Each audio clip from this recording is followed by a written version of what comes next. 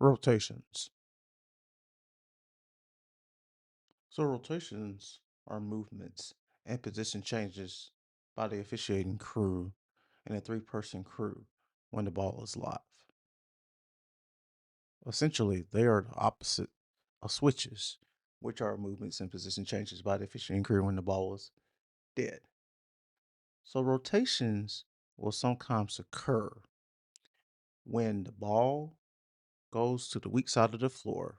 And what we mean by the weak side of the floor is center side of the floor, and it settles for a good period of time.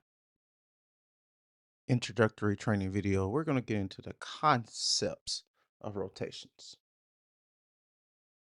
So first, we see this diagram. Let's describe some things within this diagram. You have the letters A, B, C, and D along the end line. These describe the positions that our lead official can take along the end line. So A and D are considered the wide positions. B and C, which are between the 3-foot mark and the lane boundary line, are considered the close down positions.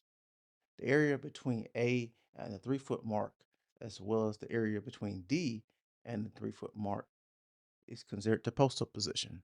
And as you know, the post up position is the initial position of our lead official when lead gets to the end line. Now, our movements are our lead official between the wide position, the post up position, and close down position are dependent on the location of the basketball. So if you see in the diagram, as the ball goes from 1 to 2 to 3, you can see that our lead official will start to move from the wide position to the post up position to the close down position. This concept, which we also have a training presentation on, is called mirroring the basketball. So our position of our lead official that we just discussed depends on two factors: the location of the basketball and the type of defense being played, whether this is man-to-man defense or zone defense. So as the basketball moves from the strong side of the floor, as shown in this diagram, lead will mirror the basketball and go to either the post-up position or close-down position. If the basketball goes to the weak side of the floor and settles there for a few seconds or period of time, then lead will potentially rotate from the close down position to either the close down position or post up position on the other side of the end line. Here are two things we want our lead officials to remember. First, their position should always mirror the basketball. And if our defense is playing zone, we want to be a little bit more patient with our rotations. The reason being that when teams are playing zone defenses, the basketball has a high probability of moving from that weak side of the floor back to the middle of the floor, back to the strong side of the floor very quickly. And by the time you make a rotation, the basketball could already be on the other side of the floor, which will then become the new weak side of the floor.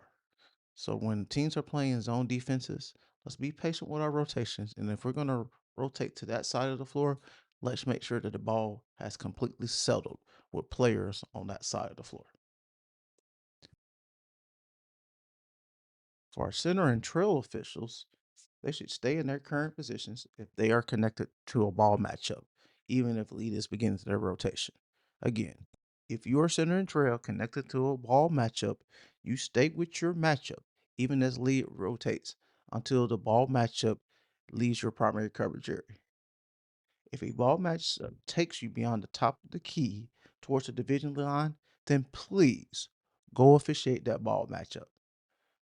Both our outside officials, center and drill, should not rotate to their new positions until lead has completed his rotation.